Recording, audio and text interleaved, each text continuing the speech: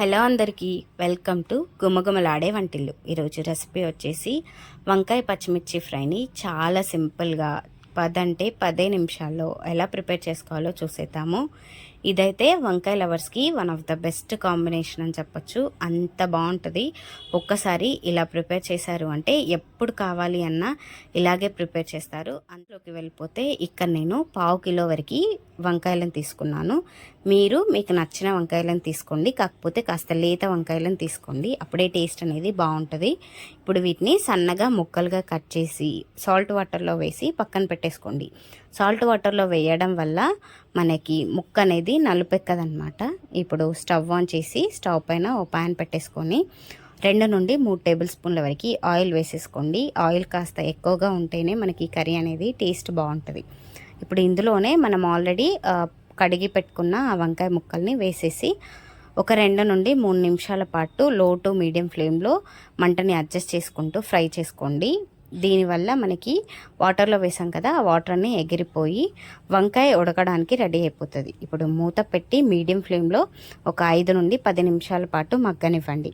ఇప్పుడు మిక్సీ జార్లో ఒక 7-8 వరకు పచ్చిమిరపకాయలను తీసుకోండి. మనం ఇక్కడ కంప్లీట్గా పచ్చిమిర్చితో తీస్తున్నాం కాబట్టి మీరు మీ కారానికి తగ్గట్టుగా పచ్చిమిరపకాయలను తీసుకోండి. అలాగే ఒక 2 మీడియం సైజు ఆనియన్ని ఇలా సన్నగా కట్ చేసి వేసుకోండి.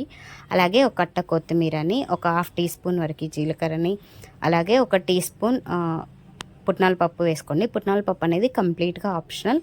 అలాగే ఒక టీ స్పూన్ అల్లం వెల్లుల్లి పేస్ట్ కూడా వేసుకొని వీటన్నింటినీ వీలైనంత మెత్తగా పేస్ట్ చేసి పక్కన పెట్టేసుకోండి.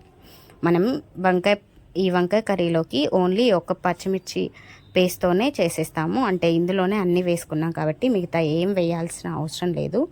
అందుకనే ఇలా పేస్ట్ చేసి పక్కన పెట్టేసుకున్నాము అంటే ఆల్మోస్ట్ మనకి ఇంకా ఏం వేయాల్సిన అవసరం లేదు. ఈలోపు మనకి వంకాయ అనేది 50% మగ్గిపోయి ఉంటుంది. ఇప్పుడు ఇందులోనే మీ టేస్ట్కి సరిపడేంత సాల్ట్ని వేసుకోండి. నేను ఇక్కడ 1/2 టీ స్పూన్ వరకు సాల్ట్ని, ఒక 1/4 టీ స్పూన్ వరకు పసుపు వేసి ఇవన్నీ బాగా కలిసేలాగా ఒక 2 నిమిషాలు కలుపుకోండి. ఈ పసుపు అనేది ఆయిల్లో బాగా ఫ్రై అవ్వాలి, అప్పుడే మనకి ఆ స్మెల్ అనేది రాదనమాట. ఇప్పుడు ఆల్రెడీ మనం ముందుగా పేస్ట్ చేసి పక్కన పెట్టుకున్న ఈ పేస్ట్ని కూడా వేసేసుకోండి. పచ్చిమిర్చి పేస్ట్ని వేసుకొని ఈ పేస్ట్ అనేది ఆయిల్లో బాగా ఫ్రై అయ్యేలాగా, ముక్కలకి బాగా పట్టేలాగా ఇలా 2 నిమిషాలు బాగా కలుపుకోండి.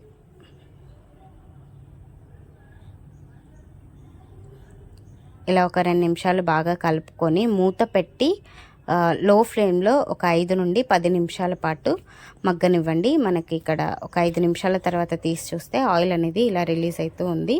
అండ్ మీరు మధ్యలో అడుగంటకుండా అప్పుడప్పుడు ఇలా మూత తీసి కలుపుకుంటే మనకి అడుగంటదన్నమాట. ఇలా అంతా ఒకసారి కలుపుకొని ఇంకో 5 నిమిషాల పాటు మూత పెట్టి మగ్గనివ్వండి. మనకి ఆల్మోస్ట్ కర్రీ అనేది రెడీ అయిపోయినట్టే. ఈ స్టేజ్లోనే మీకు సాల్ట్ అనేది సరిపోయిందో లేదో ఒకసారి చెక్ చేసుకొని సాల్ట్ అడ్జస్ట్ చేసుకోండి. నాకు ఇక్కడ సాల్ట్ ఇంకా అన్నీ కరెక్ట్గా సరిపోయాయి. అంతే, చాలా సింపుల్గా చేసుకోవచ్చు. నాకు ఇక్కడ కర్రీ అనేది రెడీ అయిపోయింది. అండ్ స్టవ్ ఆఫ్ చేసి సర్వ్ చేసుకున్నారు అంటే వేడి వేడి అన్నంలోకి చాలా బాగుంటుంది. ఒకసారి మీరు కూడా ట్రై చేసి మీ ఫీడ్బ్యాక్ని నాకు కామెంట్ సెక్షన్లో కామెంట్ చేయండి. ఇది రైస్ అయినా రోటీలోకైనా చాలా బాగుంటుంది. నైట్ డిన్నర్లోకి